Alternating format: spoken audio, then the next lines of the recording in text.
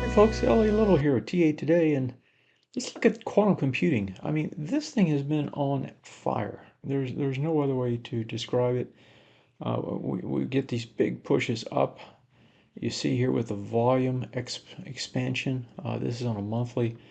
This was sort of the breakout. Didn't actually have a swing point high there. Your breakout really was back here, but all the volume came in here, and just just a ride higher. Here's your April low, and it's been dramatic since then, almost a double in the ETF itself. Here's your weekly, and here's your daily, and you can see it just took off again with a nice volume expansion this past week. So, is quantum computing ready for real time, big time stuff? No, it's not. But people are trying to get ahead of it, and also we're trading this thing, right? And people are trading it and trading it heavy. You got a doji on Friday. That could either be, a midway mark, and you trail on up, or it could be a reversal. You don't really know until you get the next bar. But what you do know is you got to retest regen up here.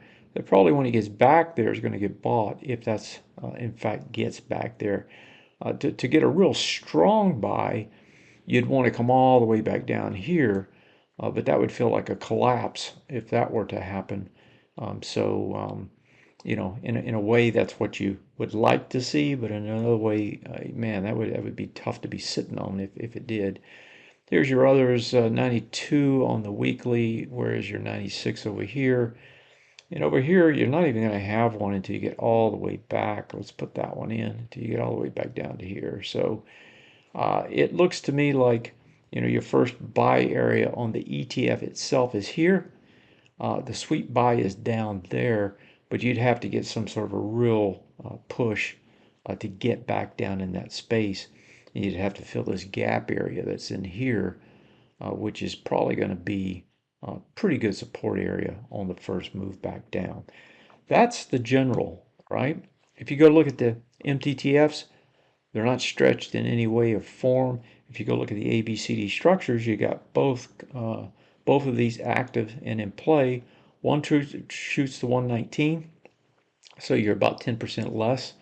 You got another one out here on the intermediate term time frame, pushing you to 136, 137 basically. So this all looks to me like this thing wants to keep going higher. Who's the poster child? Poster child's got to be, oops, on the wrong screen here. Let me grab the right one.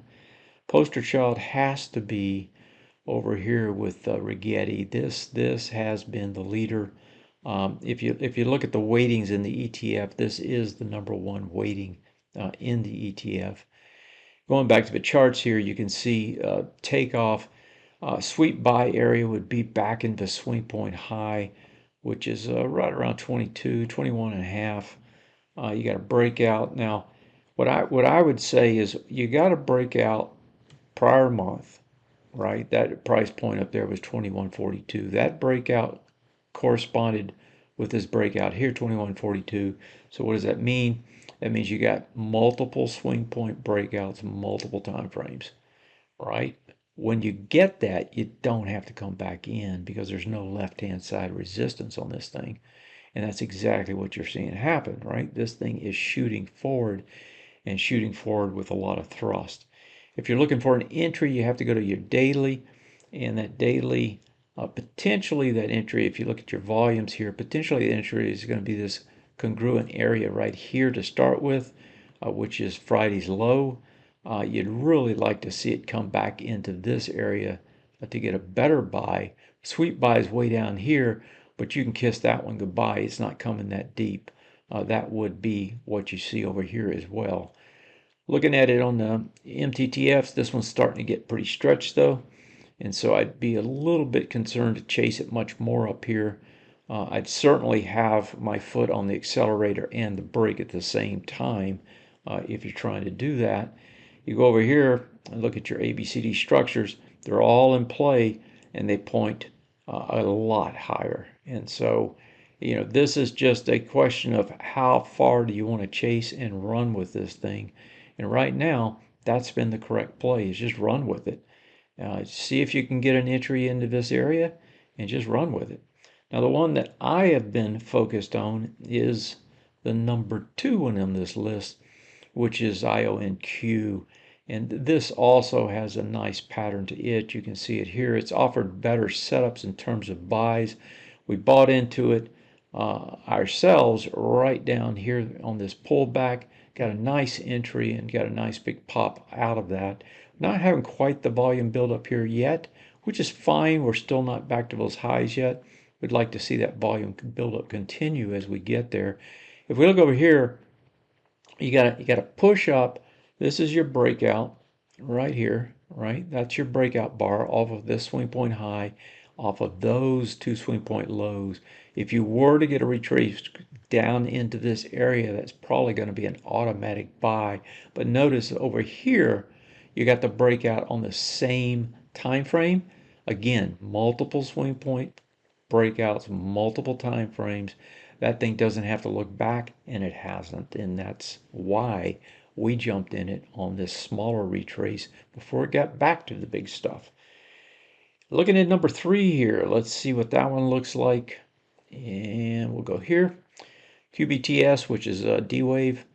This one has, just like you see on Rigetti, this thing has the same sort of pattern with a nice push gap up on Friday. If you were to get a retrace back down into here, that would be the sweet buy. But you know, you've got the same sort of thing here where you broke out multiple swing point highs. You didn't really get it over here because you didn't really set it up. It was too strong to set up a high in this area here. And so you've got just, you know, a lot of strength pushing this to the top side.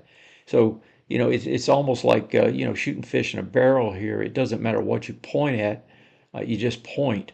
Here's Arqit Quantum, this one also breaking out.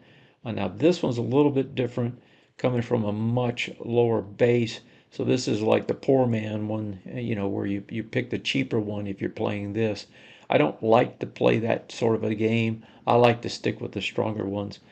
Yes, you can play that. Yes, when it breaks out, it's going to get a push. But look, you got a lot of folks back here. Well, you know, the volumes weren't nearly as bad back there, but you have folks that are sitting there, they don't want to sell as the thing comes up, that are underwater. So just be aware of that. That's what it means when you buy stocks that are got a lot of left-hand resistance on them. Intel, let's look at Intel. Intel itself, of course, this has got nothing to do with quantum. This has a lot to do with Trump, but it has had a great run itself.